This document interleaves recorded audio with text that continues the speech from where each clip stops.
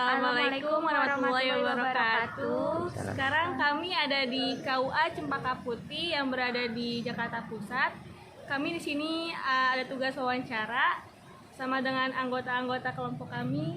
Saya sendiri Nur Zatifa, kemudian ada Pak Wawan, ada Abdan Syakuran, ada Pak Iman, ada Nurul Fadila, dan ada Bu Tanti. Saya sendiri Siti Salsabila. Kemudian ada Bang Cepi Supriyadi dan beberapa orang yang tidak mengikuti wawancara.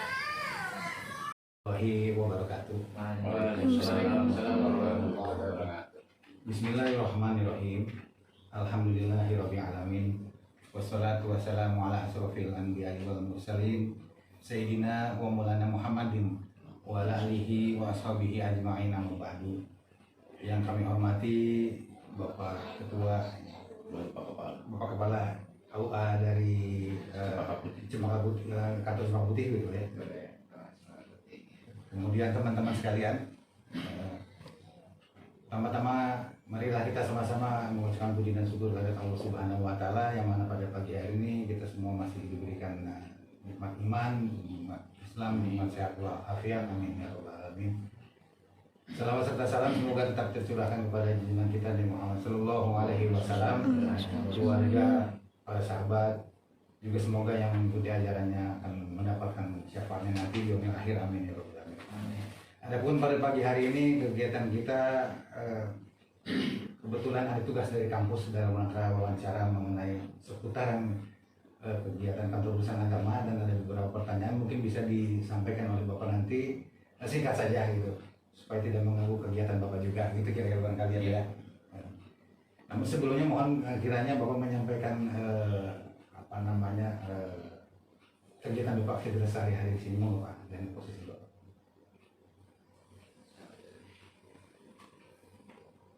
Langsung ya? Ya. Izin buka, silakan masker ya. Baik, bismillahirrahmanirrahim. Assalamualaikum warahmatullahi wabarakatuh. Waalaikumsalam warahmatullahi wabarakatuh. Alhamdulillahirabbil alamin wa bihi nasta'in wa ala umuri dunya waddin wa ala alihi washabihi ajma'in. Saya hormati bapak-bapak dan adik-adik ya. Mahasiswa Malaysia. Pada pagi hari ini berkunjung ke KUA dalam rangka tugas dari kampus ya. Alhamdulillah, puji syukur kehadirat Allah Subhanahu wa Ta'ala atas segala limpahan rahmat, taufik dan hidayahnya. Pada pagi hari ini kita bisa bertemu, bertatap muka dalam keadaan sehat walafiat. Amin. Salawat dan salam senantiasa kita sanjungkan kehadiran Nabi besar Muhammad Sallallahu Alaihi Wasallam. Mudah-mudahan kita semua termasuk pengikut baginda Rasulullah yang pada yaumil kiamah nanti mendapatkan syafaat dari beliau. Amin. Bapak-bapak dan adik-adik yang saya hormati, perkenalkan nama saya Nusirwan, sebagai Kepala KUA di Kantor Urusan Agama Kecamatan Cempaka Putih. Saya mulai tugas di sini sejak 3 bulan lalu ya, baru 3 bulan. Jadi efektifnya itu per tanggal 5 Oktober.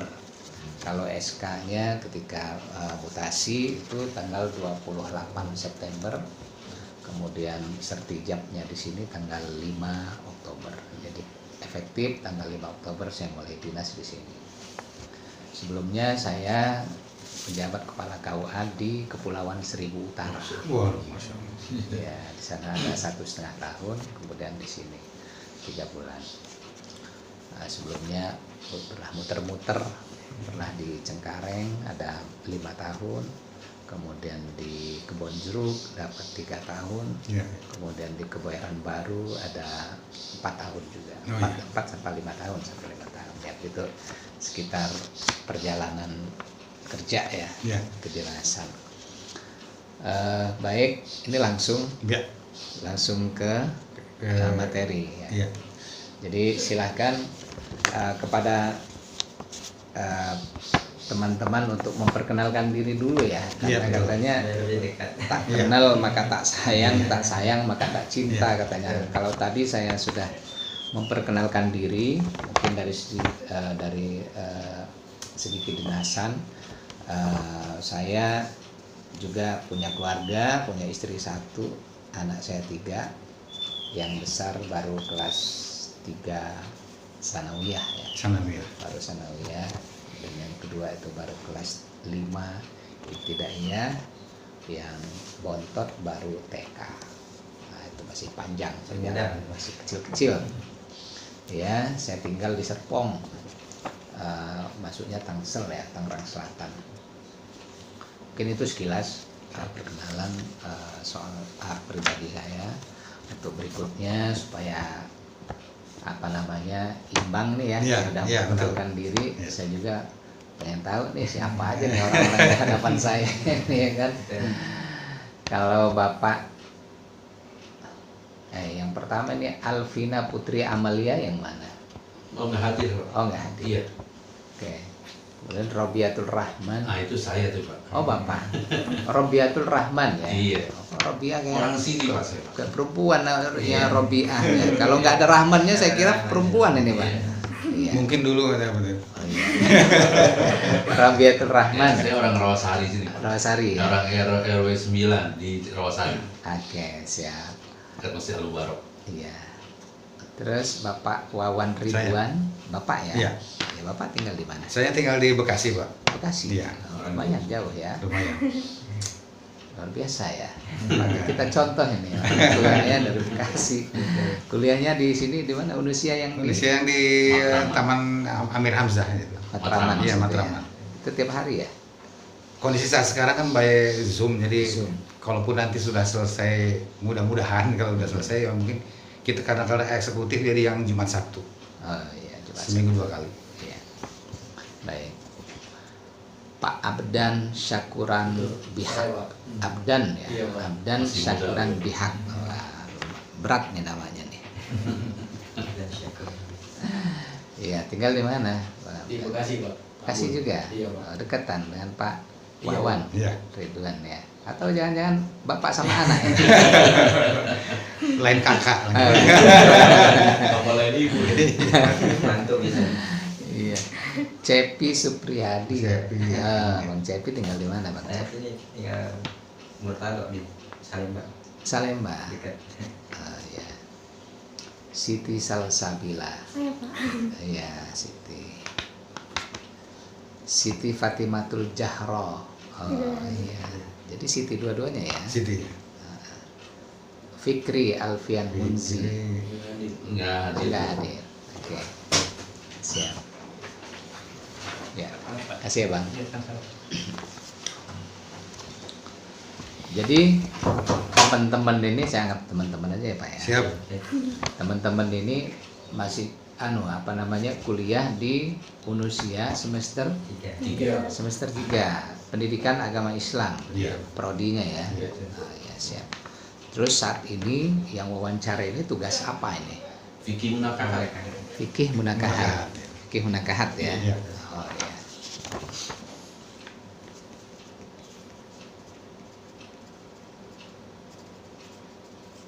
Jadi sistemnya kita ini wawancaranya langsung saya jawab pertanyaan yang sudah dituangkan dalam tulisan ini, atau mau dilemparkan pertanyaan Iya, satu dilempar persatu? pertanyaan aja.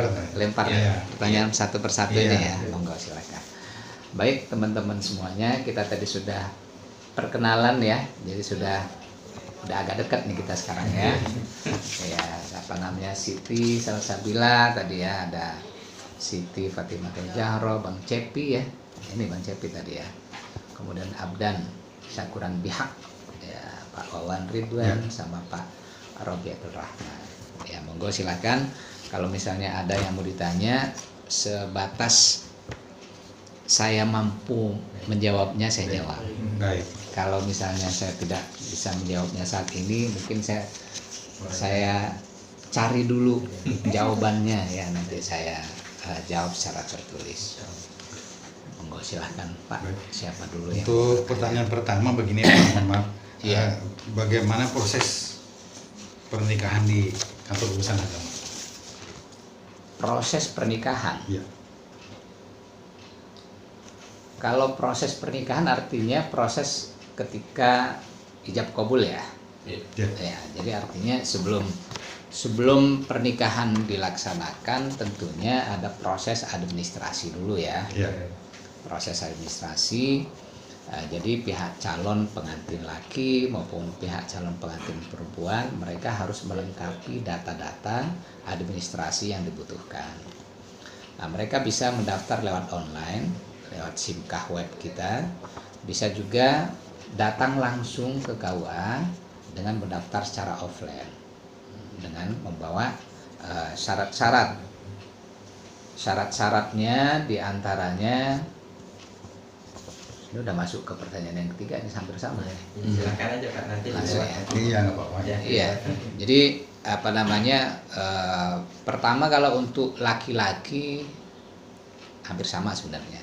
Laki-laki dan perempuan bila mereka tinggal di satu kecamatan yang sama, kemudian mereka mau menikah di wilayah kecamatan yang sama juga di tempat mereka tinggal, maka syaratnya pertama adalah fotokopi KTP masing-masing, calon suami, calon istri. Kemudian fotokopi KTP orang tuanya.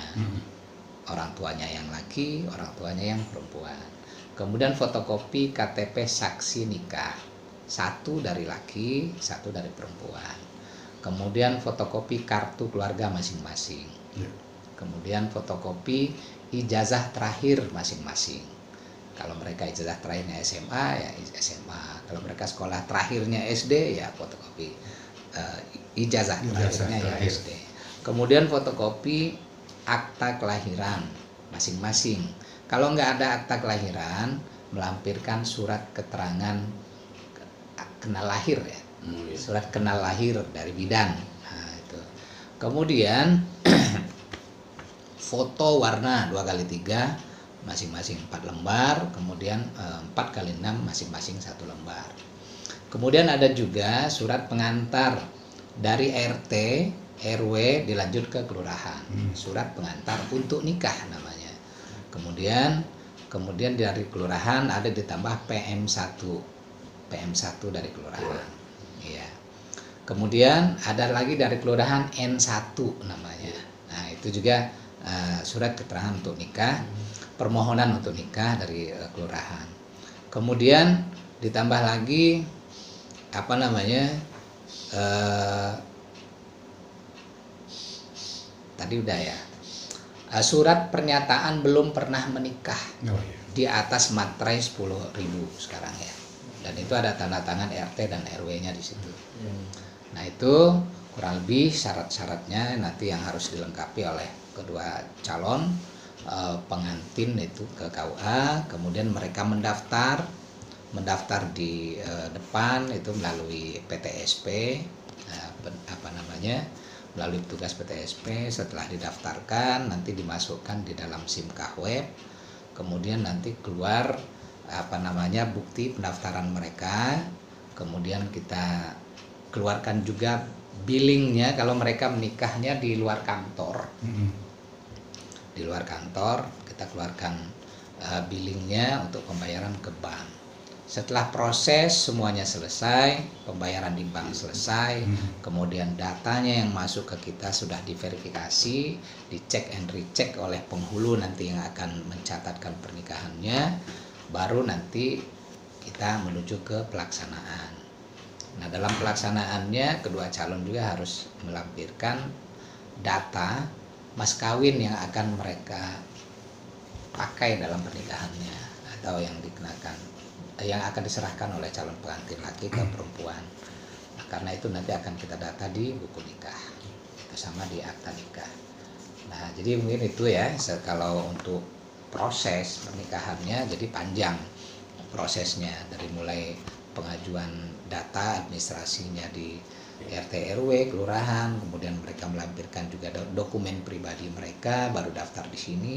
Setelah daftar nanti kita verifikasi, setelah diverifikasi nanti mereka bayar biaya nikahnya yang ke bank langsung. Setelah itu nanti baru kita proses pendaftarannya itu menjadi buku nikahnya. Nah, baru kita proses. Setelah itu baru dilaksanakan proses ijab dan kabul. Ya tentunya nanti sebelum itu kita verifikasi juga soal walinya, kita periksa walinya, periksa juga data keseluruhan. Nah itu. Lalu Mungkin itu ya, Pak.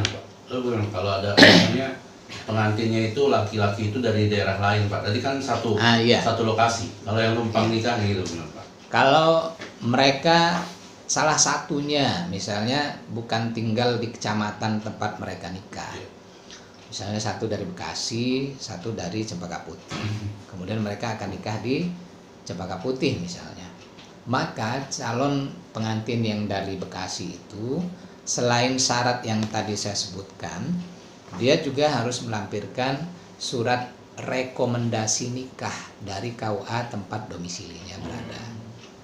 Nah gitu. Jadi hanya melampirkan satu itu. Nah kemudian kalau dia mendaftarnya di KUA itu kurang dari 10 hari kerja, karena di kita ini ada minimal daftar itu 10 hari kerja sebelum hari H. Jadi kalau kurang dari 10 hari kerja, maka dia juga harus melampirkan surat dispensasi nikah dari kecamatan setempat. Itu ada surat dispensasi ada ya? Ada dispensasi dari kecamatan. Hal-hal apa yang biasanya diberikan ke dispensasi itu kepada seseorang dalam keadaan apa gitu? Kok ini pakai dispensasi yang ini normal? Iya. Jadi kalau dia nikah, kalau dia mendaftarnya kurang dari 10 hari kerja, patokannya dari kurang. Kita hitung dari misalnya, ini durasinya saja. iya, jadi 10 hari kerja itu minimal. Kalau dia kurang dari 10 hari kerja ya banyak hal ya kalau faktornya ya, misalnya dalam keadaan mereka mendesak, misalnya harus menikah segera karena orang tuanya sakit lah misalnya atau apa, atau yang bersangkutan mau meninggalkan Jakarta misalnya mau keluar negeri dalam waktu yang lama misalnya, sehingga mau nggak mau pernikahan mereka harus segera dilaksanakan atau banyak hal misalnya. Nah yang membuat mereka harus menikah kurang dari 10 hari kerja setelah pendaftaran gitu. Dulu ada pernah semacam begini Pak Ustadz, kalau sebelum tadi proses tadi administrasi selesai, kemudian nanti pada hari H gitu. Sebelum hari H seperti ada semacam kayak training gitu, ada apa gitu, pelatihan apa informasi apa gitu kepada calon mempelai. Jadi itu masih memang, Pak sekarang? Memang betul, dulu kita ada namanya Suscatin namanya ya. Iya. Kursus calon pengantin. Iya. Tapi sekarang kita berubah, ganti baju aja, tapi pelaksanaan sama. Suscatin sudah nggak ada lagi sekarang, tapi kita ganti dengan BIMWIN, bimbingan perkawinan pranikah. BIMWIN, dan itu sekarang sedang menjadi salah satu program kerja unggulan dari Kementerian Agama. Ya ini menyikapi karena tingginya angka perceraian di masyarakat. Jadi sekarang itu bukan hanya perceraiannya itu bukan hanya hitungan setahun 2 tahun, tapi perceraian dini, bukan hanya pernikahan dini aja, perceraian dini, perceraian pun ada perceraian dininya gitu ya. Ada yang nggak sampai seminggu udah cerai, ada yang 1 bulan udah cerai, 2 bulan udah cerai. Jadi untuk menyikapi itu semua pihak Kementerian Agama berinisiatif gitu ya untuk membuat program, menggalakkan program BIMWIN ini, bimbingan perkawinan pranikah. Nah di dalam BIMWIN itu nanti kita berikan materi-materi terkait dengan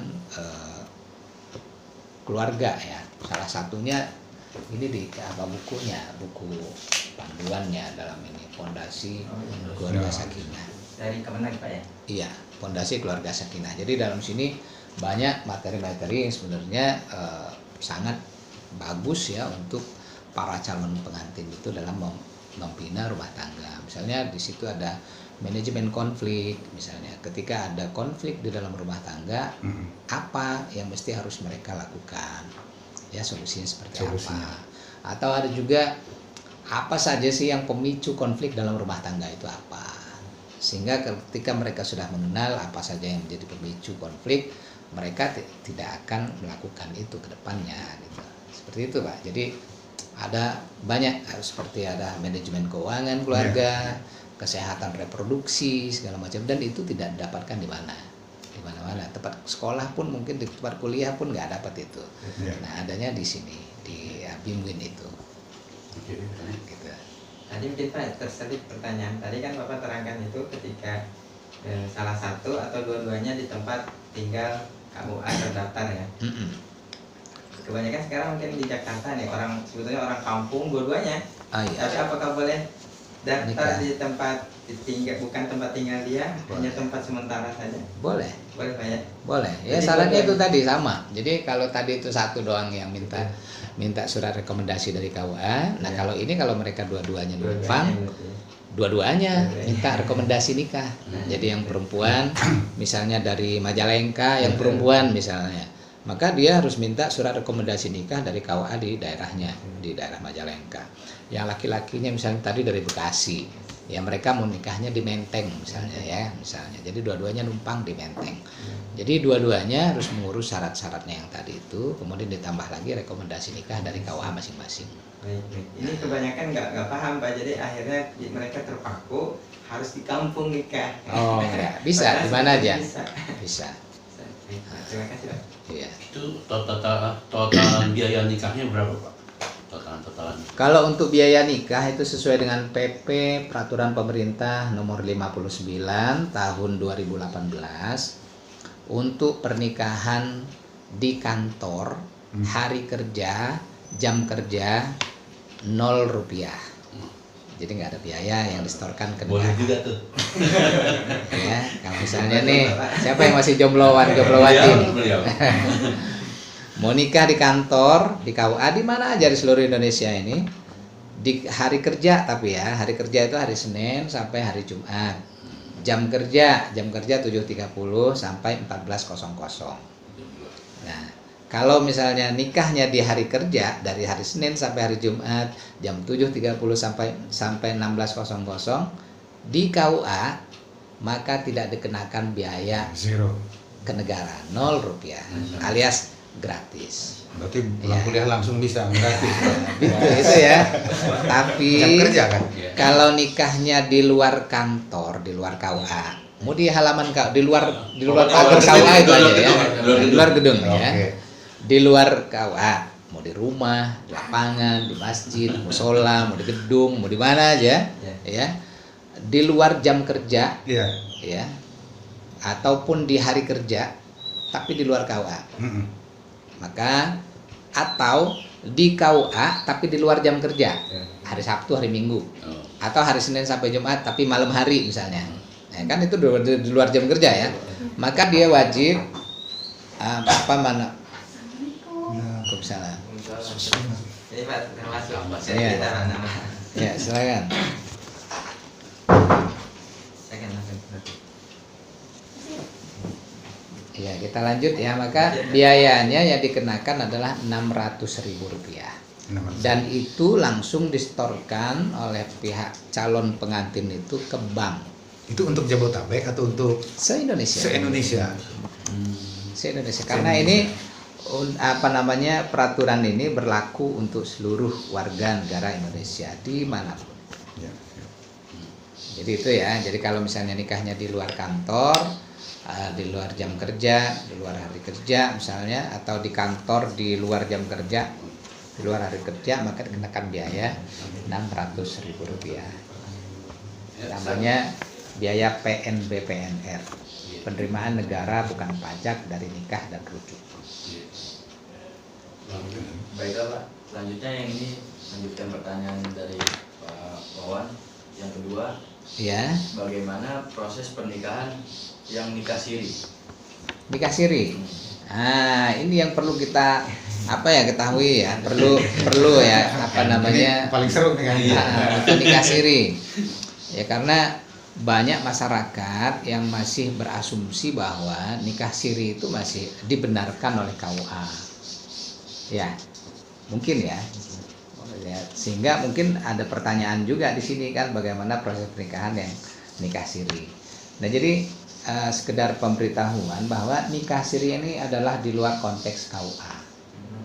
Jadi dalam hal ini KUA baik kepalanya, stafnya atau siapapun pegawai di KUA itu dilarang keras dilarang keras. Satu, melaksanakan pernikahan siri. Pertama, Ya. melaksanakan. Yang kedua, menghadiri pernikahan siri. Oh, nggak boleh tuh Pak. Nggak boleh. Ketiga, menyaksikan pernikahan siri. Nggak boleh. Ini ada aturannya. Nah, ya, bila melanggar ada hukumannya tertentu. Jadi kalau untuk pernikahan siri, pihak KUA tidak ikut campur. Dalam hal ini pihak KUA tidak tahu menahu karena itu menurut negara ilegal. Menurut negara ya, bukan menurut agama. Menurut negara ilegal karena tidak tercatat. Nah, jadi perbedaannya adalah nikah siri dengan nikah resmi di KUA adalah pencatatannya. Ya, kalau nikah siri itu tidak tercatat. Begini Pak. Nah, kalau ya, Maaf, saya potong. Ada contoh kasus, misalnya dia habis nikah siri tahun 2019. iya. Terus dia ingin mencatatkan pernikahannya itu di KUA. Nah, itu gimana tuh Pak? Oh, bisa. Jadi saya jelasin lagi ya. Ya, silakan lanjutkan, Saya Pak. lanjutin dulu yang nikah siri tadi ya.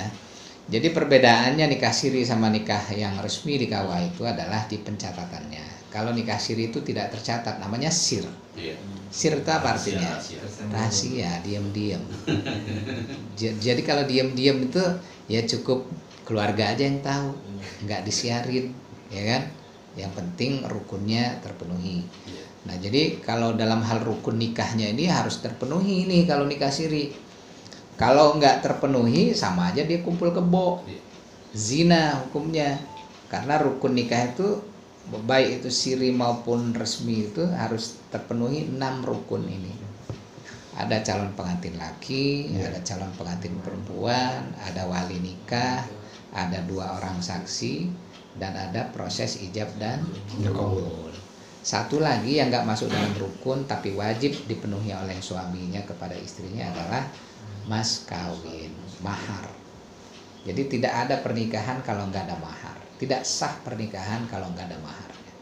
Karena mahar itu salah satu yang menghalalkan hubungan suami dan istri. Walaupun dia tidak masuk rukun tapi wajib hukumnya. Dalam Al-Quran pun Allah sudah tegaskan untuk memberikan mahar kepada pasangan, pada istrinya. Nah, itu ya perbedaannya. Kalau yang tercatat tadi udah kita singgung, tadi syarat-syarat yang harus dipenuhi apa, baru bisa nanti dilaksanakan. Kemudian tadi ada pertanyaan dari Pak Rahman, Pak Robiatul Rahman. Tadi lah, bagaimana kalau nikah siri mau dicatatkan? Dia udah nikah siri lama, udah berapa puluh tahun lalu, udah punya anak, udah punya cucu, tapi belum ada buku nikah. Ini bisa dia memiliki buku nikah, tapi dia harus melalui proses isbat nikah namanya. Oh, ada isbat nikah. Iya, isbat nikah. Jadi kalau isbat nikah itu artinya penetapan pernikahan. Di mana isbat nikahnya? Di pengadilan agama. Jadi bukan di KUA. Jadi isbat nikah itu adalah di pengadilan agama. Prosesnya bagaimana? Tentunya dia harus melalui proses. Ya, satu dia harus punya KTP. Ya, KTP suami dan istri. Kemudian kakak. Kalau misalnya mereka belum nyatu, kakaknya masing-masing, kakak suami dan istri. Kemudian yang ketiganya, mereka membuat surat keterangan tidak tercatat dari KUA tempat mereka tinggal. Misalnya mereka tinggal di Cempaka Putih, maka mereka ke sini ke KUA, tapi sebelumnya harus ke RT RW kelurahan dulu, membuat surat pengantar untuk membuat surat keterangan tidak tercatat, ya, untuk kepengurusan isbat nikah di pengadilan. Nanti setelah mereka udah mendapatkan surat itu dari RT RW kelurahan, kita dari KUA mengeluarkan surat keterangan tidak tercatat. Kemudian nanti syarat-syarat ini dibawa ke pengadilan. Nanti mereka di pengadilan mendaftar isbat nikah. Nanti setelah isbat nikah, nanti kan ada di berita acara pengajuan permohonan mereka, permohonan isbatnya itu nanti kan mereka jelaskan bahwa mereka nikahnya kapan, hari apa, tanggal berapa, tahun berapa, jam berapa, ya. Kemudian siapa saja yang menjadi walinya saat itu, siapa yang menjadi saksinya 2 orang, ya kan. Kemudian mas kawinnya apa. Kemudian setelah mereka melalui sidang, prosesnya itu kurang lebih sekitar paling cepat itu 1 bulan. Proses isbat itu di pengadilan paling cepat 1 bulan. Nanti keluar putusan, namanya putusan isbat. Putusan isbat dari pengadilan. Kemudian putusan isbat itu nanti ada amar putusannya. Di antaranya amar putusan isbat itu memerintah, pertama biasanya amarnya itu mengabulkan permohonan pemohon, ya, dan menetapkan pernikahan pemohon, ya, dan termohon. Kemudian yang kedua, amar putusannya itu memerintahkan kepada KUA setempat, KUA mana, biasanya disebutin, ada terang gitu nama KUA-nya untuk mencatatkan pernikahan pemohon. Misalnya memerintahkan kepada KUA Kecamatan Cempaka Putih untuk mencatatkan pernikahan pemohon. Nah, jadi dengan adanya putusan isbat itu nanti sekalian dilampirkan data-data pribadi pihak warga yang memohon tadi itu, didaftarkan di sini di KUA. Kemudian setelah didaftarkan kita verifikasi datanya, kemudian kita catatkan di akta nikah, kemudian kita kutip di buku nikah, kita keluarkan buku nikahnya pada yang bersangkutan. Tidak perlu nikah ulang. Panjang juga prosesnya Pak. Panjang. Nggak mesti sesuai KUA di KTP Pak ya? Kantor KUA mana aja? Sesuai dengan putusan pengadilan itu kan ada amarnya. Iya. Ada. Kan dari pertama tadi pengajuan kan pertama sebelum ke pengadilan tadi Dari KUA. Iya, minta surat tidak tercatat itu katanya. Berarti sesuai dengan KUA yang tadi ya? Iya. Apa boleh? Tidak maksudnya? Betul bisa saja misalnya waktu itu nikah sirinya kan beberapa tahun yang lalu.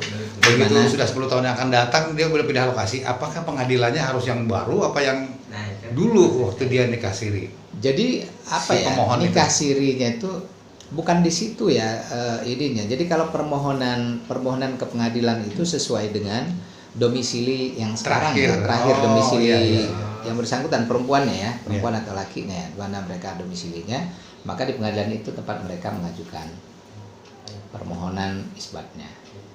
Misalnya dulu mereka nikah sirinya di Kalimantan, ya kan? Di Kalimantan mereka nikah sirinya. Terus sejak 2 tahun terakhir mereka pindah domisili, ya. Kemudian KTP-nya udah berubah semua. Di sini Cempaka Putih misalnya. Nah, mereka mintanya ke Cempaka Putih aja ininya, surat keterangan tidak tercatatnya. Kemudian untuk proses pengadilannya, pengadilan sini aja Jakarta Pusat. Nah, gitu. Berarti harus sesuai KTP yang akhir sekarang ya Pak ya? Iya. Berarti yang seperti yang tadi nggak bisa, berarti KTP mereka di kampung tinggal sekarang di sini. Dia nggak bisa meminta surat keterangan tidak tercatat ke KUA Jakarta sini, nggak bisa ya? Iya. Sesuai KTP ya, sesuai KTP. Ya, silakan lanjut. Selanjutnya, Iya. bagaimana proses pencatatan pernikahan di KUA? Itu Apa sudah. saja syaratnya? Sudah nggak tadi? Itu udah. Oh tadi udah ini ya, udah nyambung ke yang pertama ya. Biaya nikah juga udah. Biaya nikah udah. Yang kelima, bagaimana penyelesaian masalah apabila ada syarat atau rukun yang tidak sesuai syariat dan atas undang-undang? Yang pertama, nilai kurang usia. Nah, itu aja dulu. Nikah kurang usia, Pak. Nikah kurang usia. Iya. Siapa yang menikah kurang usia? Di Yang antara belum cukup bertiga usianya ini. siapa nih? Cukup semua Pak ya? Udah cukup semua kan? Udah cukup. Kalau udah nambah-nambah. Ya ini banyak terjadi di masyarakat ya. Misalnya mereka nikah masih SMA, terjadilah sesuatu yang mereka inginkan, akhirnya tekdung duluan Pak, ya karena pergaulan bebas misalnya kan, akhirnya di test drive dulu, tes drive dulu. Salah gaul. Udah kembung perut ini masuk angin perempuan baru puyeng dah tuh gimana. Nah, jadi gini, kalau misalnya ada nikah kurang usia, itu ada PP 16 yang baru ya, PP 16 tahun 2019 itu tentang pencatatan pernikahan. Jadi kalau dulu di Undang-Undang Nomor 1 Tahun 74 usia nikah laki-laki dan perempuan itu masih dibedakan usianya. Kalau laki-laki di Undang-Undang Nomor 1 Tahun 74 laki-laki usianya 19 tahun. Ya, yang perempuan 16 tahun. Kemudian dianulir ya dengan PP baru ya, PP nomor 16 tahun 2019 itu usia pernikahan laki dan perempuan itu sama. Yang tadinya perempuan 16 tahun disamakan dengan laki-laki 19 tahun. Jadi yang bisa kita sebutkan di sini pernikahan dini atau nikah kurang usia itu artinya kurang dari 19 tahun. Misalnya perempuan mau nikah umurnya kurang 2 hari lagi dari 19 tahun. Nah, itu kurang ya. Yang laki-laki juga misalnya kurang sebulan dari usia seharusnya 19 tahun. Itu bisa dikategorikan nikah dini atau kurang umur ya, nikah kurang umur. Nah, misalnya kalau ada yang kurang umur begini, kita lihat situasinya.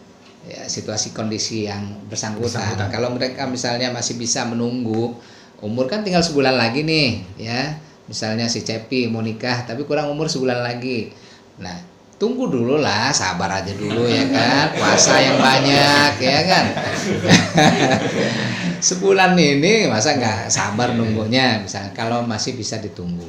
Tapi gimana Pak, calon istri saya udah mau melahirkan dulu ini. Misalnya ya, karena pasangannya kurang umur tapi udah hamil, situasinya udah gawat darurat nih, harus ditolong nih dua-duanya misalnya. Nah, itu bisa ditempuh dengan jalur ke pengadilan. Pengadilan juga. Pengadilan lagi. Jadi ke pengadilan itu nanti namanya dispensasi umur. Oh, namanya dispensasi. Ya, dispensasi umur. Karena kurang nikah. Ya, tapi di pengadilan nggak semuanya dikabulkan, nanti pihak hakim nanti bisa menilai, melihat ya mana yang urgent untuk dibuat itu atau gimana. Tapi bisa ada jalurnya melalui pengadilan mengajukan proses dispensasi umur ya, dispensasi umur.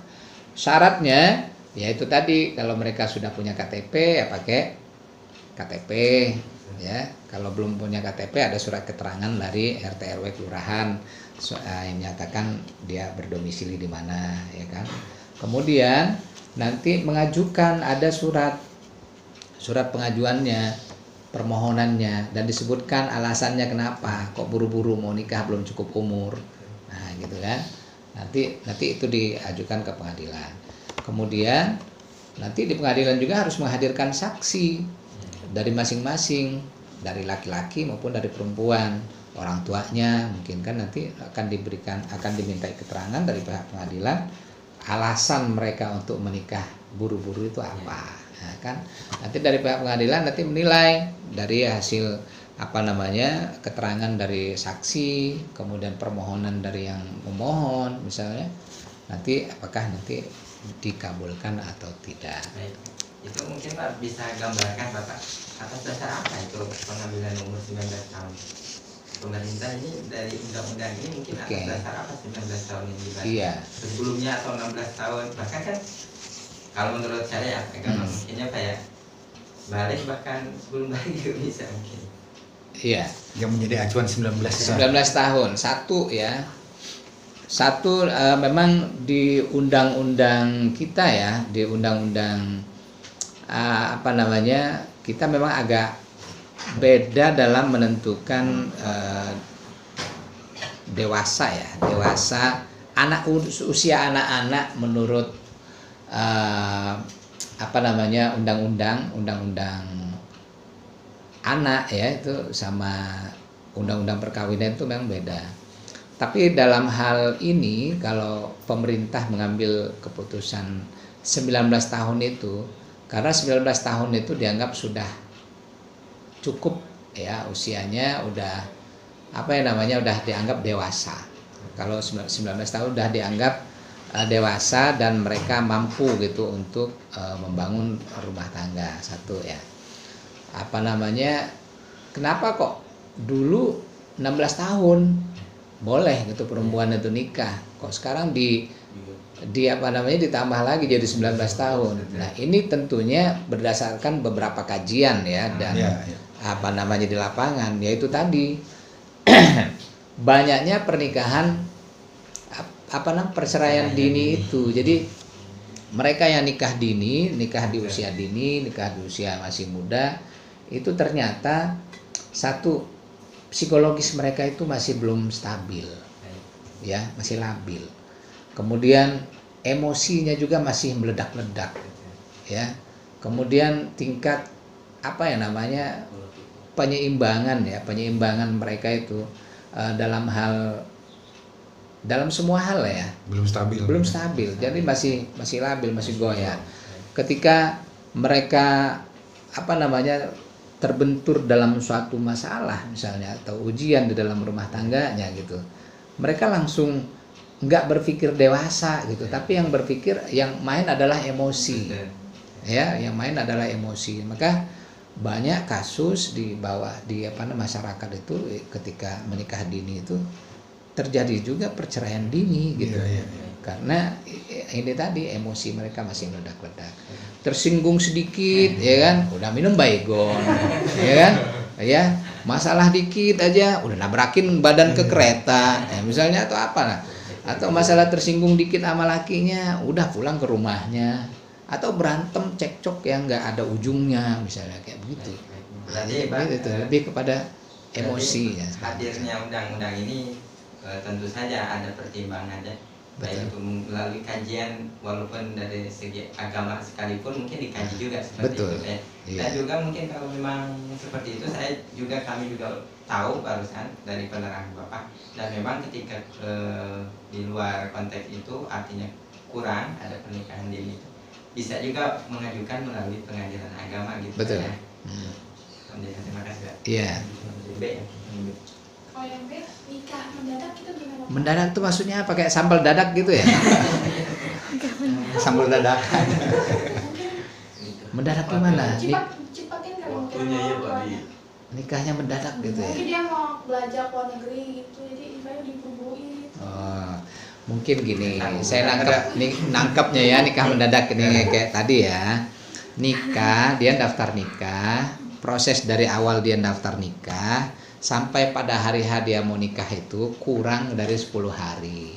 Mungkin itu yang dadakan itu ya. Maksudnya di situ tadi. Yang tadi Bapak terangkan. Ya, itu ya. Jadi sah-sah saja dan boleh-boleh saja asal mereka memenuhi syarat. Ya, syarat-syaratnya terpenuhi semuanya. Yang tadi saya ulas di awal, syarat-syarat nikah untuk laki, untuk perempuan mereka penuhi, dan kalau misalnya kurang dari 10 hari kerja mereka harus membuat surat dispensasi dari kecamatan. Nah, itu saja. Nah, jadi misalnya hari ini daftar nih, mau nggak mau besok Pak, karena kami besok mau keluar negeri, misalnya mau harus udah pesan tiket lah apa segala macam lah. Misalnya boleh, asal saja itu tadi. Satu, syarat mereka terpenuhi. Yang kedua, penghulu yang akan menikahkan mereka itu bersedia atau ada waktunya sesuai dengan yang mereka inginkan itu.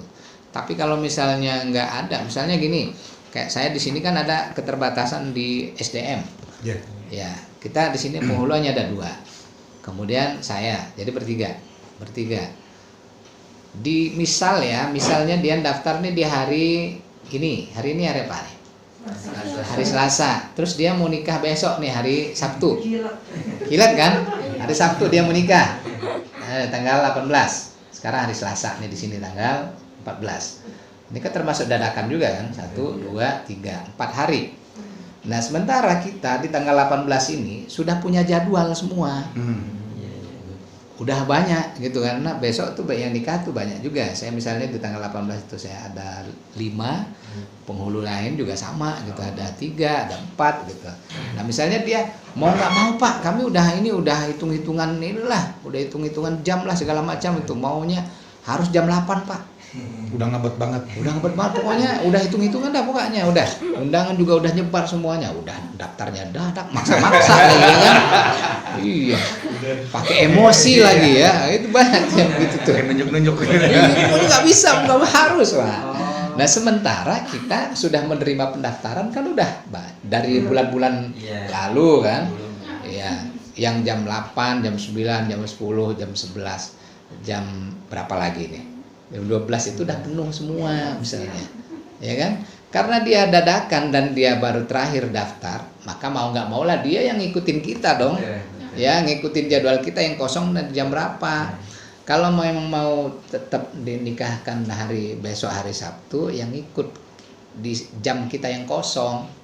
Misalnya penghulunya adanya yang kosong di jam 1 siang, ya udah jam 1 siang. Atau mau pagi sekalian jam 5 subuh misalnya gitu. Karena paginya suka 2 langsung Pak ya. Iya, atau sore misalnya kan, sore misalnya ada yang kosong di sore boleh bisa. Memang tergantung kesiapan dari penghulu Pak ya. Iya, jadi intinya boleh bisa dilaksanakan walaupun dadakan tadi dengan syaratnya terpenuhi dan penghulunya bersedia.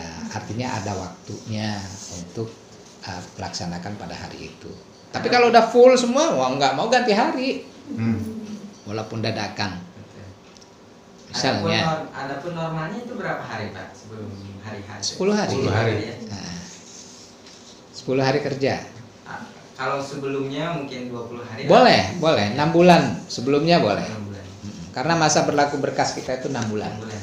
Lewat dari 6 bulan expired harus diulang lagi dari awal. Jadi jangan dadakan ya. Saya tahu bulan.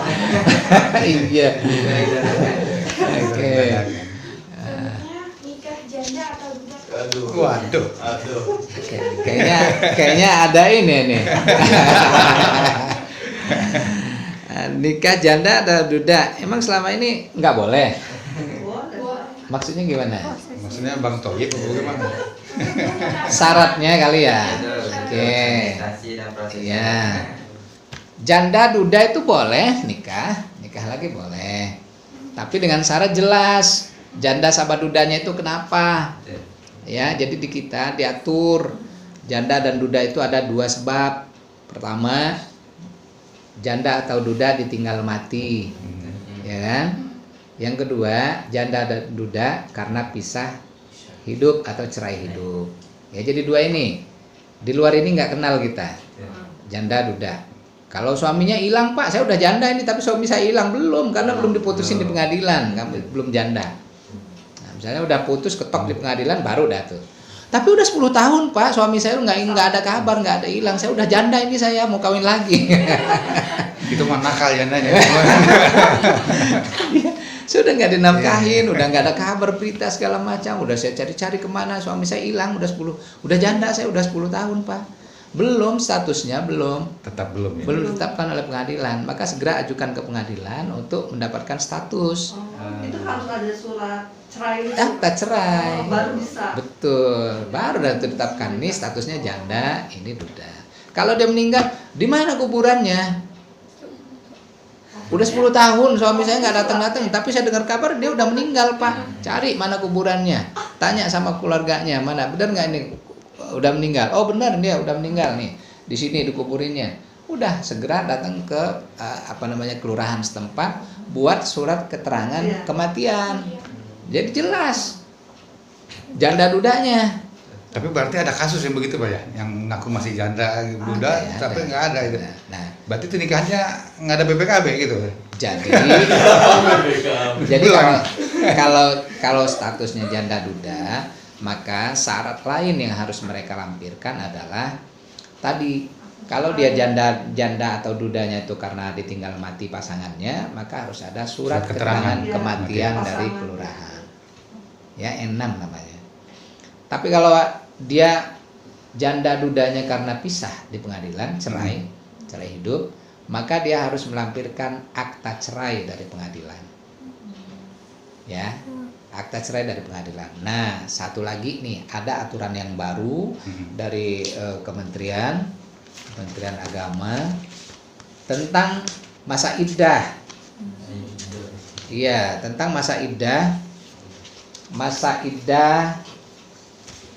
suami dan istri. Jadi sekarang itu suami itu punya masa iddah juga. Ada juga, Pak. Ya, kalau dulu sebelumnya perempuan saja yang punya masa iddah. Masa iddah wanita itu adalah salah satu quru ya, tiga kali suci, 3 kali bersih, 3 kali suci. Atau kalau misalnya 100 hari ya, 3 bulan 10 hari, jadi 100 hari kalau perempuan. Nah, ini sekarang ada aturan baru dari surat edaran dari Dirjen Bimas Islam Kementerian Agama nomor P/3/5-3-HK-0,0/7/10/2021 tentang pernikahan dalam masa iddah istri. Nah, di dalam surat edaran ini dijelaskan bahwa ketika yang suaminya itu berstatus duda, jadi ada akta cerainya, ketika dia mau menikah, maka disesuaikan dari tanggal akta cerai itu keluar dengan masa iddah istrinya. Jadi harus menunggu masa iddah istrinya selesai dulu, baru dia bisa mengajukan permohonan pernikahan di KUA. Kalau dulu enggak, keluar akte cerai 2 hari dari cerai langsung, waduh, langsung daftar di KUA, boleh diterima. Semangat. Kalau sekarang enggak, tunggu dulu masa iddah istrinya selesai. Siapa tahu nih dalam masa iddah itu ada penyesalan suami maupun istri, mereka berubah pikiran. Ternyata setelah ditinggal lama si Neng, hidup saya nggak ada artinya ya. Acak-acakan. Iya. Sepi rumah ya, nggak ada yang nyuciin baju, nggak ada juga yang mijit-mijitin kalau mau bobo. Misalnya ada rasa penyesalan di situ masa itu kan. Yang perempuan juga sama, waduh si abang nggak ada, kok sepi ya di rumah. Gitu, statusnya kok kayak begini banget. Nah, akhirnya dalam masa iddah mereka nyatu lagi, namanya rujuk. Nah, jadi itu untuk memberikan kesempatan kepada keduanya, kalau misalnya mau rujuk silahkan rujuk dulu. Kalau lewat masa iddah udah nggak ada ini lagi kan, nggak ada halangan lagi. Terkhusus talak 1 dan 2 mungkin Pak ya? Ya? Terkhusus untuk talak 1 dan 2. Iya. Kalau untuk talak 3 sekaligus kan mungkin tidak bisa rujuk lagi. Iya. Jadi gini, kalau sepengetahuannya siapa namanya Bang Cepi,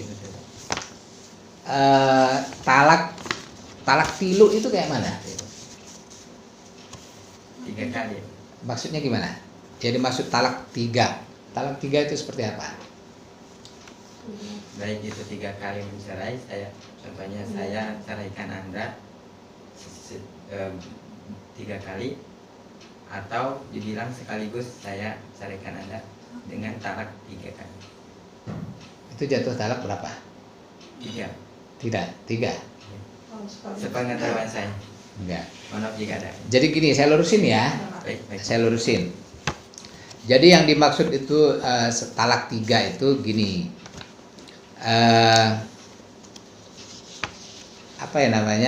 Dalam Al-Quran dijelaskan at-tolaku marrotani. Tolak itu 2 kali. Ya, yang bisa dirujuk. Tolak yang bisa dirujuk. Jadi misalnya hari ini nih. Tapi kita ya di negara kita ini berdasarkan kompilasi hukum Islam, talak itu baru dikatakan sah bila suami ya menyebutkan kata talak di depan majelis hakim. Dikatakan sah bila suami menyebutkan talak, mengucapkan talak di depan majelis hakim. Artinya ketika diajukan ke pengadilan agama. Di luar pengadilan agama mau 1000 kali nalak istrinya tidak jatuh talak. Oh, tidak jatuh, Pak, jatuhnya. Belum jatuh talak. secara hukum Oh. negara. Iya. Ya, jadi mau berapa kali pun. Ya. Nah, secara agama juga sama. Iya, kalau misalnya dia kalau dalam secara agama kalau dia menjatuhkan talak itu kita harus lihat dulu case-nya, kasusnya. Istilahnya itu asbabul wurudnya lah ya. Sebab dia menyebutkan kalimat talak itu apa? Pemicunya apa? Apakah mereka dalam keadaan emosi, ya, lagi berantem atau bagaimana? Atau mereka dalam keadaan sadar, atau mereka dalam keadaan main-main, gitu. Walaupun ada qaul sahabi atau salah sujidun gimana? Oke? Jidduhunna jiddun, wa hizluhunna jiddun. Nah, jadi ada 3 perkataan yang bila dikatakan secara sadar atau secara main-main itu hukumnya serius, benar gitu. Ada 3, maka kita nggak boleh main-main. Itu bukan hadis ya, tapi qaul sahabi. Pertama itu adalah talak, maka jangan main-main kalau udah nikah sembarangan ngomong talak. Udah, baik secara main-main atau mau secara serius gitu, hitungannya serius. Jadi Neng, gimana kalau kita besok kita pisah aja yuk? Bercanda tuh berdua. Ayo, siapa takut gitu, satu ya. Udah. Nah, itu kalau secara main-mainnya. Atau secara serius, udah, boleh besok kamu saya talak deh ya. Udah, itu jatuh talak. Secara agamanya ya. Kemudian yang pertama talak, yang kedua nikah. Nikah main-main kayak di sinetron itu, hukumnya sah itu. Kalau rukunnya terpenuhi.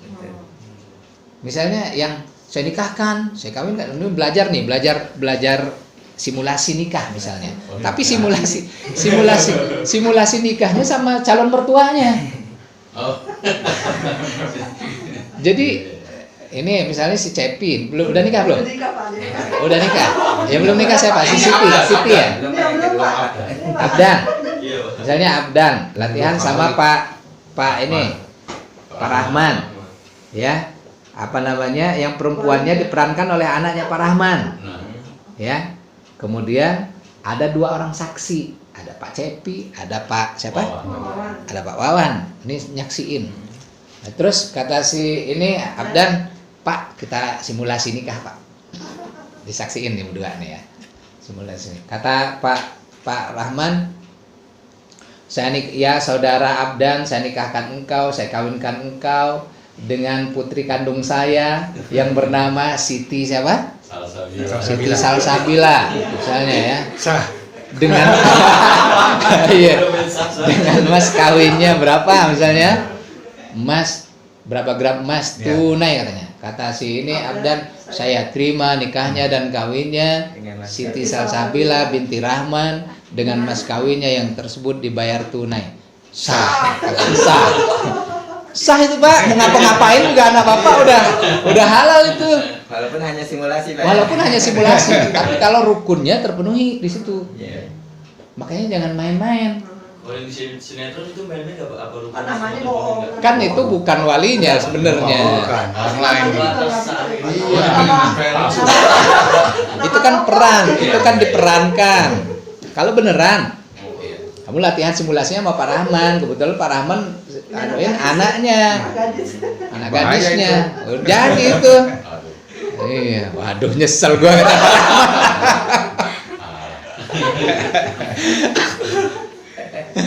Iya gitu. Apalagi?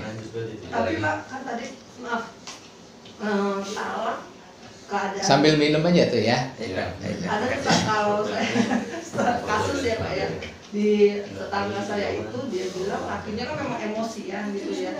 Dia menjatuhkan talak talak 3, dia bilang terus dia menyesal gitu, dia pengen rujuk lagi dengan istrinya, tapi kata istrinya nggak bisa karena memang kamu sudah menjatuhkan talak 3 dan membawa aturan juga gitu Pak, padahal kata suaminya dalam keadaan marah, emosi, nggak sadar gitu. Oke, gini. Itu gimana ya Pak? Jadi gini, apa yang namanya? Talak tilu ya, talak tilu. Saya talak kamu 3 sekaligus.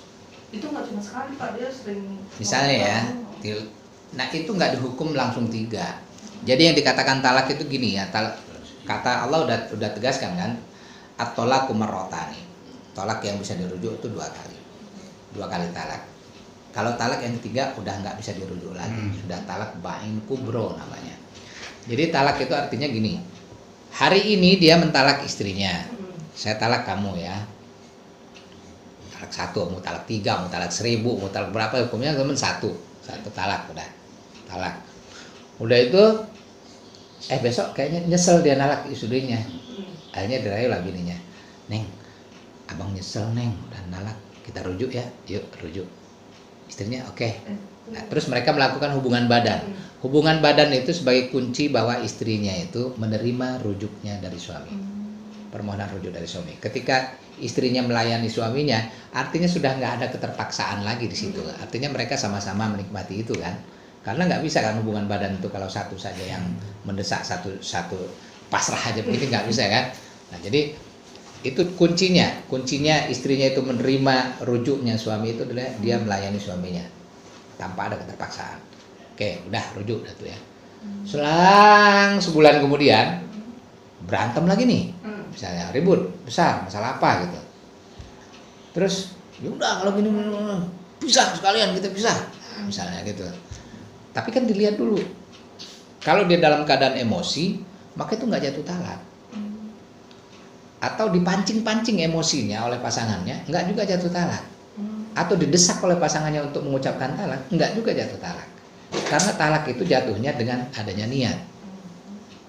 Niat dan penuh dengan kesadaran, tidak ada keterpaksaan. Dari suami itu baru jatuh talak. Kalau dia dalam keadaan emosi tadi, nah itu syaiton yang bekerja. Syaiton yang bisik-bisikkan. Syaiton yang menyuruh dia mengeluarkan kalimatnya itu, maka nggak jatuh talaknya. Maka dilihat juga case-nya saat mereka itu berantemnya itu ditanya dulu sama lakinya nih, lu beneran nggak nih ngeluarin kalimat talak ini, apa hanya apa namanya karena emosi, terpancing emosi atau apa? Kalau misalnya memang bener dia, oh ya saya sadar, memang saya dengan penuh kesadaran mentalak dia karena saya sudah merasa tidak dihargai dia sebagai seorang suami misalnya, atau harga diri saya udah diinjak-injak sebagai seorang suami misalnya, atau saya di mata dia itu udah nggak ada sama sekali gitu misalnya kata suaminya, sehingga saya udah memutuskan untuk mentalak dia. Itu baru benar, baru jatuh talak. Nah itu, tapi ini kalau yang kedua ini jatuh talak, masih ada kesempatan mereka untuk rujuk ketika talak yang kedua. Maka dia harus ada ikrar juga kepada pasangannya, apa namanya, rujuknya, Neng, saya rujuk kamu. Dan harus ada saksi Pak? Iya, iya. Mau ada saksi mau enggak juga nggak masalah, nggak apa-apa, dari apa namanya, dari sang suami kepada istrinya. Nah ketika istrinya mau menerima rujuk, kemudian mereka melakukan hubungan badan, maka sah rujuknya ya. Kemudian 6 bulan kemudian, nah itu udah 2 ya, udah 2 kali talak ya itu ya. Nah itu yang tadi talak 2 itu tadi, udah 2 kali talak dan udah 2 kali rujuk ini. Kasus yang ketiga, 6 bulan kemudian ucap lagi nih laki, saya talak kamu. Secara otomatis sudah berapa talaknya? Udah 3. Maka talak yang ketiga ini nggak bisa lagi rujuk kepada pasangannya. Harus ada muhallil, ya, ada penyelangnya. Maka ini diselesaikan dulu. Karena ini udah nggak bisa rujuk, maka segera diurus ke pengadilan. Urus ke pengadilan, perceraiannya, setelah cerai pisah ya kan. Yang perempuan nikah dulu sama laki-laki lain, yang laki-laki kalau mau standby monggo silahkan. Tapi itu jangan diatur, jangan diskenariokan. Yang perempuan nikah sama yang laki sama muhalilnya ini, lu nikahin gua 2 bulan doang ya. Lewat dari 2 bulan selesai kita. Nggak ada skenario begitu. Tapi jalani secara alamiah, ya kan? Kalau misalnya jodohnya langgeng ya lanjutin, ngapain pisah ya kan? Kalau misalnya pas lagi ini, pas tadi ya nggak ada kecocokan misalnya atau apa, pisah. Nah, setelah selesai masa iddahnya misalnya, ini laki-laki yang tadi nunggu bisa dia ngelamar lagi dan nikah lagi baru bisa. Itu namanya muhallil yang tadi. Itu Pak, kalau rujuk itu tadi kan yang pertama yang kedua itu rujuk itu begitu Pak, nggak perlu bawa misalnya ada satu kiai atau ustadz mesti menikahkan kembali gitu Pak. Rujuk itu seperti itu. Ya, talak dua gitu. Enggak Pak, nggak perlu. Jadi mesti cuma komitmen semua. Komitmen aja berdua. Suami dan istri aja gitu. Iya. Jadi nggak perlu ada kiai gitu untuk mengulang gitu Pak. Enggak. Kalau misalnya mereka ragu mengulang nikah. Iya. Mengulang nikah lagi gitu Iya, kan. iya. Kalau misalnya mereka ragu dengan pernikahannya, ya. Enggak, itu bukan ragu Pak, karena dia mau rujuk, kan harus ditalak nih, suami harus ditalak. Maka mereka rujuk. Tadi Bapak bilang hanya komitmen suami dan istrinya aja. Kalau di masyarakat itu kan kebanyakan dia pasti manggilnya ustadz lagi, gitu, buat apa menghalalkan kembali pernikahan mereka, gitu Pak. Iya, itu kan artinya satu ada keraguan. Ada keraguan baik itu antara suami dan istri tentang pernikahannya mereka yang mereka rujuk itu, atau juga dari pihak keluarganya, ya, supaya apa namanya tidak ada keraguan antara mereka dan disaksikan juga oleh keluarga atau warga yang lain, sehingga dibuatlah apa namanya kayak pernikahan ulang. Pada dasarnya nggak perlu mereka nikah ulang. Karena pengertian di masyarakat itu namanya udah bisa, pasti nanti dia harus menghalalkan itu ya dengan gitu Pak. Iya. Jadi pengertian di masyarakat itu yang awam. Kalau kita kan berarti di Indonesia itu di kantor urusan agama itu hanya komitmen seorang suami dan seorang istri, maka itu jadilah rujuk. Kalau di masyarakat tidak seperti itu gitu Pak. Iya. Iya. Jadi kalau secara undang-undang ya, kalau secara hukum ya, tadi kan kita bicara secara agamanya ya. Kalau secara apa namanya, secara hukum positifnya untuk rujuk itu prosesnya panjang Pak. Dalam hal ini proses rujuk itu setelah mereka pisah cerai dari pengadilan, putus tek dari pengadilan, kemudian mereka dalam masa iddah, masih dalam masa iddah, mereka mau rujuk ya. Mereka mau rujuk lagi nih, balik lagi ceritanya. Sementara buku menikah mereka kan ditahan di pengadilan. Akta cerai udah keluar. Nah, maka mereka prosedurnya mereka datang ke KUA. Nanti kita buatkan apa namanya akta ikrar rujuk namanya. Kita buat akta ikrar rujuk di KUA, kemudian tanda tangan di KUA, stempel, kemudian apa namanya akta cerainya, putusan cerainya, kemudian dilampirkan, kemudian mereka juga membuat permohonan rujuk pribadi gitu di atas materai, kemudian KTP KK-nya mereka juga lampirkan, kemudian nanti semua berkas dokumen ini kita ajukan lagi ke pengadilan, untuk ditukar dengan buku nikah. Karena buku nikah mereka kan ditahan di pengadilan. Ketika cerai kan mau cerai itu kan ditahan di pengadilan kan buku nikahnya. Maka akta cerainya itu dibalikkan ke pengadilan, diganti lagi buku nikahnya. Dan ini nggak perlu ijab kabul lagi. Oh gitu Pak. Kalau dalam pengajuan perceraiannya itu laki-laki yang mengajukan, namanya cerai talak. Nah, kalau misalnya apa nama yang perempuan yang mengajukan permohonan ke apa namanya ke pengadilan, itu namanya cerai gugat. Nah, kalau perempuannya yang apa namanya mengajukan ke pengadilan dan putus pengadilan ya, putus, kemudian mereka merujuk, maka ketika mereka rujuk itu harus ada akad nikah ulang. Bedanya di situ. Jadi bedanya kalau laki-laki yang mengucapkan talak ya, dia yang mengajukan di pengadilan, setelah putus mereka merujuk, tidak perlu ijab kabul ulang. Langsung ya, saya tadi bilang, saya rujuk kamu, oke siap saja, mereka hubungan baru udah jadi. Tapi kalau misalnya yang perempuan yang mengajukan ke pengadilan, namanya dia melepaskan diri dari suaminya kan. Nah, maka itu harus ada nikah ulang. Nah, itu kalau secara hukum positifnya Pak. Kalau yang tadi saya bilang yang tadi itu secara agamanya udah bisa. Apakah sama Pak, mungkin tadi pengajuan untuk rujuk ini ke pengadilan, apakah sama harus dalam masa iddah? Iya. Harus dalam masa iddah. Harus dalam masa iddah. Kalau ya namanya rujuk itu dalam masa iddah. Kalau udah di luar masa iddah udah nikah baru lagi. Nah, nikah baru lagi. Persyaratannya pun persyaratan baru seperti nikah awal. Baik, mungkin tadi perceraian udah digubris juga tuh tadi tuh. Iya. Gubris perceraian mungkin. Tadi juga termasuk prosesnya. Apa mungkin ada proses yang lain mengenai perceraian dan biaya, mungkin biaya perceraian? Proses perceraian. Proses ya. Paling bawah gitu. Oh. Karena tadi udah digubris juga perceraian. Awal mau menangani, Pak. Oke. Jadi iya perlu saya luruskan juga. Soal perceraian ini sebenarnya sudah bukan domain dari KUA. Jadi sejak tahun 90 dulu memang sebelum tahun 90 itu perceraian masih ditangani oleh KUA. Jadi di KUA itu ada hakim atau qadhi namanya dulu ya.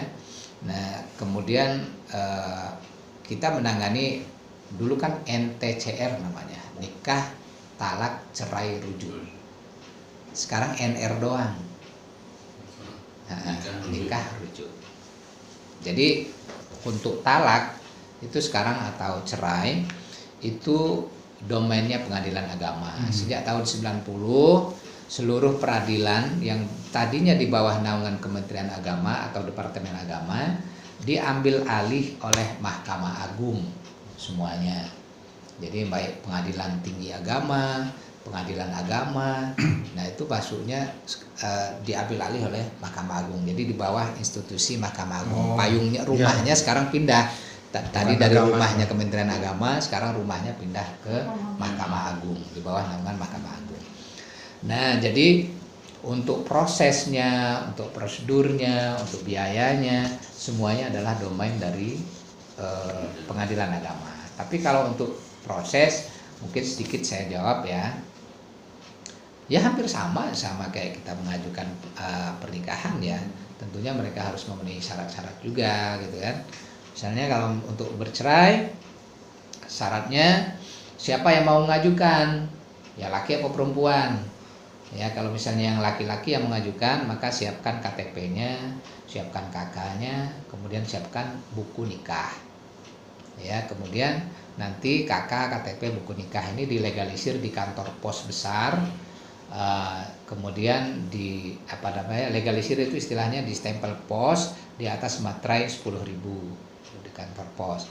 Kemudian diajukan ke pengadilan.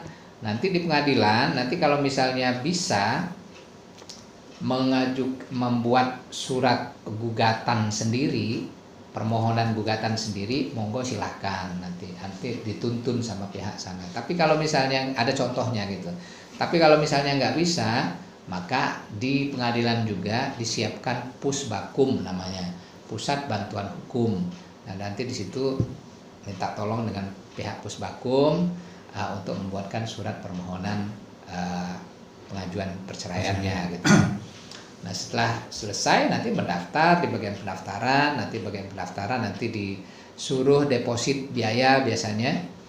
Ya, tapi untuk biaya cerai itu sepengetahuan saya tidak sama, tergantung dengan kasus, baik kasusnya, kasus antara satu orang dengan orang yang kedua ini beda, ya nggak sama, nggak bisa dipukul rata. Jadi tinggi tidaknya biaya perceraian itu tergantung dengan lama tidaknya proses perceraian, proses persidangan. Kemudian dekat jauhnya orang yang akan dipanggil ke pengadilan. Ya, misalnya yang laki-lakinya tinggal di Papua, yang perempuannya tinggal di Sulawesi, mau sidangnya di sini, sidangnya di Jakarta Pusat misalnya. Nah jadi kalau surat itu mereka diantar, surat panggilan sidang itu diantar oleh apa ya namanya kalau di pengadilan, panitra ya. Nah diantar oleh panitra itu, nah itu yang membuat mahal biaya nikah, biaya perceraian itu. Misalnya ke Bekasi, diantar langsung ke Bekasi, bolak-balik dia sekali itu berapa biayanya. Kemudian kalau sidangnya berlarut sampai berapa kali sidang, nah dikalikan biayanya, pemanggilannya itu nanti dikalkulasi menjadi biaya perceraian. Biasanya ketika awal mendaftar itu udah minta diminta pengadilan untuk deposit biaya. Misalnya 1 juta atau 1,5 juta atau berapa gitu. Tapi nanti setelah proses sidang selesai nanti kan diakumulasi berapa total biaya yang sudah keluar semuanya. Kalau misalnya depositnya itu lebih ya nanti dikembalikan setelah selesai sidang. Tapi kalau misalnya kurang nanti diminta setoran lagi tambahannya gitu. Begitu kalau untuk biaya ya. Baik. Ini ada beberapa pertanyaan lagi Pak mungkin terakhir. Ini yang harus nanya kayaknya Pak Wawan ke Pak Iman. Pak Iman boleh Pak Iman. Sebelum Pak Iman bertanya saya mau tanya sedikit Pak. Ya. Itu pada saat tadi yang perceraian ke pengadilan, apakah pengadilan terima begitu saja atau ada bidang semacam penyelesaian perselisihan gitu? Semacam Biasanya penyuluhan gitu kan? Biasanya di sidang pertama dan kedua itu ada mediasi. Ya mediasi Pak ya. Ada mediasi biasanya. Jadi kalau tergantung ya, kalau misalnya mediasinya berhasil, ya berarti sidangnya nggak dilanjutin. Nah, kalau misalnya mediasinya deadlock, ya kedua-duanya ngotot mau pisah, mau cerai, maka nggak bisa dipaksakan juga kan, nggak bisa dipaksakan juga mereka untuk bersatu kan, nah gitu. Ya. Ada Pak, biasanya sidang pertama, sidang kedua itu mediasi. Mediasi ya. Tentang ini Pak, bagaimana dengan pernikahan poligami? Oh, ini kayaknya ada niatan ini kayaknya. Makanya Pak Iman Ada poligami kayak selesai. Bisa aja makan. Bisa aja nih Bang Cepi ya. Duduknya sampai maju gini. Iya.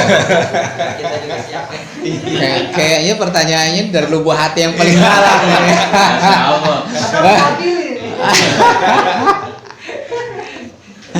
Ya jadi kalau untuk poligami satu lagi lewat pengadilan. Iya, jadi kalau untuk poligami ada syarat khususnya, izin poligami dari pengadilan. Jadi izin poligami di pengadilan itu ada 2 Pak. Izin secara lisan dari pasangannya, ya, kemudian izin secara tertulis. Jadi masuk ke pengadilan dulu berarti Pak? Pengadilan. Jadi pengajuan dulu ke pengadilan. Bukan istrinya aja gitu. Saya setuju udah cukup gitu. Harus dibawa ke pengadilan istrinya. Dan soalnya nanti di pengadilan ditanya sama pihak pengadilan, bener nggak? Terpaksa. Apa kamu dipaksa nih? Pakai golok di sininya. Jadi paksa ngangguk dia, iya. Nah, maka di situ nanti ada tertulis. Selain lisan dia disebutkan di depan majelis hakim, juga ada tertulis di atas materai. Bawa anak itu ternyata. Itu jadi ada izin dulu dari pengadilan, dari pengadilan. Nanti syarat-syaratnya sama dengan yang tadi, cuman tambahannya izin poligami dari pengadilan. Biasanya di pengadilan itu akan memberikan izin poligami bila memenuhi syarat. Syarat diantaranya itu adalah berlaku adil. Adil dalam hal nafkah. Nanti ditanya Pak, semua aset-aset Bapak itu berapa? Ya, Bapak punya aset apa aja? Gajinya per bulan berapa? Ya kan? Iya. Karena dari situ nanti akan akan dibagi berdua gitu, untuk istri yang pertama, istri yang ketiga, siap nggak gitu, atau untuk membagi nafkahnya ini kepada pasangan itu ya. Karena kalau misalnya dari pengadilan itu menilai dari hasil penghasilan bulannya itu dikira nggak cukup gitu untuk memenuhi 2 orang istrinya, bisa jadi ditolak. Ya, kriterianya poinnya di situ banyak. Iya, karena khawatirnya akan menimbulkan kantong-kantong kemiskinan baru, masalah baru, gitu. Itu yang banyak kita terjadi itu ketika yang kedua itu siri mereka. Siri nikahnya. Nah yang kedua ini karena siri apakah bisa diisbatkan walaupun yang kedua ada isbat nikah? Yang kedua maksudnya yang pernikahan sirinya? Ya. harus ada ini juga dari istri pertama. Berarti tetap ke pengadilan dulu kayak Pengadilan. apa namanya? Persetujuan istri yang pertama. Setelah itu Iya. baru Iya. isbat. Benar. Baik. Iya. Ini Pak mungkin ada akhir-akhir. Terkadang ini walinya ini tidak jelas Pak atau tidak mau menikahkan. Oh, wali nggak jelas. Jadi ini terpisah ya. Walinya kalau misalnya wali tidak jelas keberadaannya, itu namanya wali mafqud, misalnya hilang ya. Hilang misalnya, atau ghaib. Nggak jelas di mana rimbanya. Bapak saya sejak cerai sama ibu saya 10 tahun lalu nggak tahu Pak di mana rimbanya sekarang. Sudah cari-cari ke saudara-saudaranya juga nggak pada tahu. Nggak tahu masih hidup, apa udah meninggal. Gitu. Tapi saya nggak pernah dapat informasi. Nah ini ghaib, nggak jelas. Ya. Kemudian mafqud juga sama, hampir sama ghaib sama mafqud itu ya, hilang. Nah, kalau dalam kasus seperti ini bisa dia tetap bisa dilaksanakan pernikahannya dengan wali hakim. Wali hakim sesuai dengan undang-undangnya bahwa wali hakim itu adalah kepala KUA setempat. Itu yang bertindak sebagai wali hakim. Nah, tapi tidak langsung serta-merta langsung ke wali hakim, maka yang bersangkutan itu harus memenuhi syaratnya, membuat surat pernyataan di atas materai 10.000 yang menyatakan bahwa walinya itu hilang atau ghaib. Yang bersangkutan, siapa? Yang perempuan ya. Kemudian itu diketahui oleh RT, diketahui oleh RW, kemudian sama lurah. Jadi ada stempelnya, stempel RT, stempel RW, kemudian stempel lurah. Nah, baru nanti dilampirkan di berkas pernikahannya yang lain yang tadi yang sudah lengkap itu. Berarti hampir sama nikahnya kayak proses nikah hamil ya, hamil. Oh ya, kalau hamil yang mana? Yang berumur. Hamil kategorinya tadi Pak yang menikah mendadak kali ya. Gimana nih? Saya kira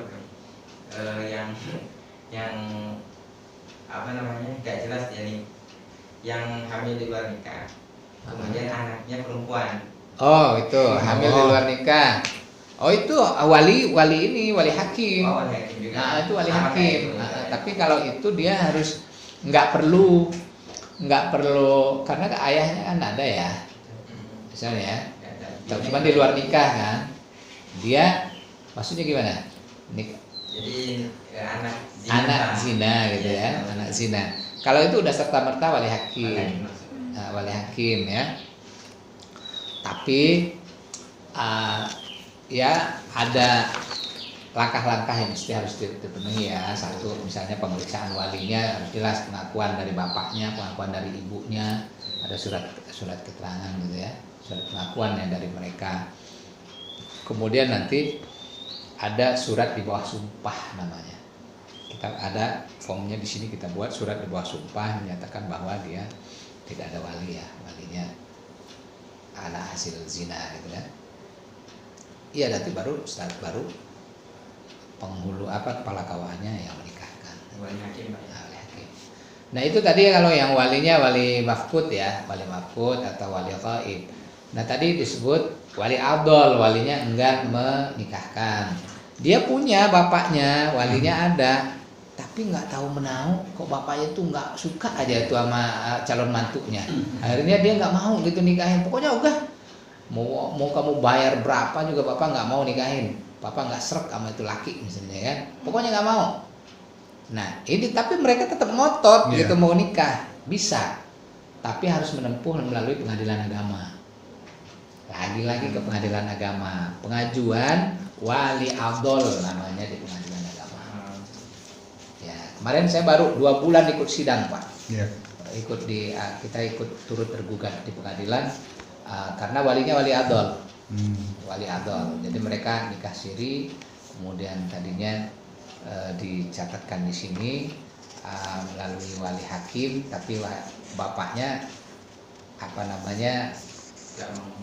ternyata menggugat untuk pembatalan nikahnya karena dia masih ada gitu kan. tapi dia nggak mau juga nikahin anaknya. Akhirnya ya itu tadi wali adol.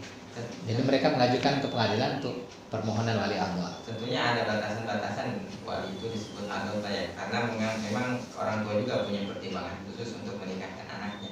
Iya. Tentunya ada spesifikasi siapa sih adol ini? Iya, nanti di pengadilan, domainnya pengadilan. Iya. Apa saja kriteria yang dikatakan apa yang bisa ditetapkan sebagai wali adol dan apa yang mana yang tidak, itu pengadilan Nggak domainnya. semua penolakan itu disebut adol kan Pak ya?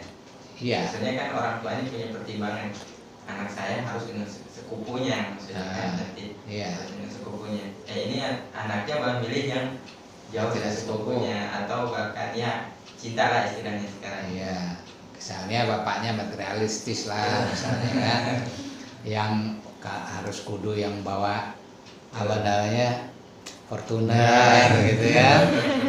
Nah, mau dia kalau yang bawa motor Beat doang ya. Nah, misalnya gitu kan. Nah, tapi kan itu sebenarnya nggak menjadi ini ya, nggak bisa menjadi jaminan kebahagiaan pasangan anaknya kan. Orang tua juga harus apa namanya bisa menilai, juga harus lebih dewasa juga dalam bersikap mengambil keputusan gitu kan. Nggak bisa juga mengambil apa namanya memaksakan kehendak kepada anak gitu kan. Karena nanti yang menjalankan rumah tangga itu bukan bapaknya, yang bersangkutan. Iya, anaknya kan. Nah, gitu. Ya, jadi prosesnya di pengadilan itu, Pak. Ada lagi Pak Iman? Terakhirnya Oh ya. Apa tuh? Bagaimana penyelesaian ketika menikah mahar ketinggalan atau hilang Pak? Mahar. Iya. Nggak masalah. Jadi terhutang lagi Pak. Jadi gini, hilang atau ketinggalan? Ketinggalannya di mana? Di toko. Lupa beli dong dulunya. Belum nembus itu mah. Iya. Jadi mas kawin itu ada dua memang ya. Di kita juga ada dua alternatif cara pembayarannya ya. Bisa di hutang, bisa juga cash atau tunai, gitu kan. Nah kalau kasusnya ketinggalan di mana? Misalnya ketinggalan di rumah buru-buru, tadi mau ke gedung buru-buru, itu mas kawin masih ada di dalam lemari, misalnya pada hari hanya, nggak apa-apa, ya yang penting yang penting mas kawinnya itu ada kan, mas kawinnya ada, kemudian nilainya berapa jelas. Kemudian nanti jangan lupa setelah proses ijab kabul selesai, jangan dulu langsung apa namanya peletakan batu pertama, ya. Tunggu dulu, balik dulu ke rumah, ambil tuh mas kawin, kasih dulu ke istrinya. Setelah diterima sama istrinya, baru dah tuh kalau mau peletakan batu pertama, mau iya, udah mencangkul aja ya kan, repot. Iya, lunasi dulu, nah, bayar dulu, kasihkan dulu dengan pasangannya, baru nanti apa namanya melakukan hubungan badan suami istri. Nah kalau misalnya nih nggak mampu ya, atau hilang tadi ya, kalau misalnya ada yang bisa dipinjemin, misalnya punya emaknya lepasin dulu, karena punya yang tadi hilang, misalnya pinjam dulu dari emaknya, misalnya lepasin dulu Pak, kalung 5 gram tadi saya mas kawin kami tadi itu hilang, tapi nanti segera dibayar. Nah, karena itu kan namanya minjem. Simbolik tadi Pak, simbolik. Gitu ya. Cukup. Ada lagi? Cukup? Saya rasa cukup ya. Teman-teman saya rasa cukup Bapak. Iya. Demikian tadi, terima kasih Pak Bapak Kepala KUA Cempaka Putih. Iya, siap Pak. Iya. Atas waktunya yang diberikan kepada kami dan juga kepada teman-teman semua. Demikian wawancara kami kelompok 2 dengan Bapak Ketua KUA Cempaka Putih. mudah-mudahan akan menambah wawasan keilmuan kita. Lebih kurangnya mohon maaf. Wallahul muwaffiq ila aqwamut thoriq. Wassalamualaikum warahmatullahi wabarakatuh. Waalaikumsalam warahmatullahi wabarakatuh. Silakan Pak, itu ada jamuan ala kadarnya. Dulu. Terima kasih banyak Pak. Iya, sama-sama. Nambah sekali wawasannya banyak sekali.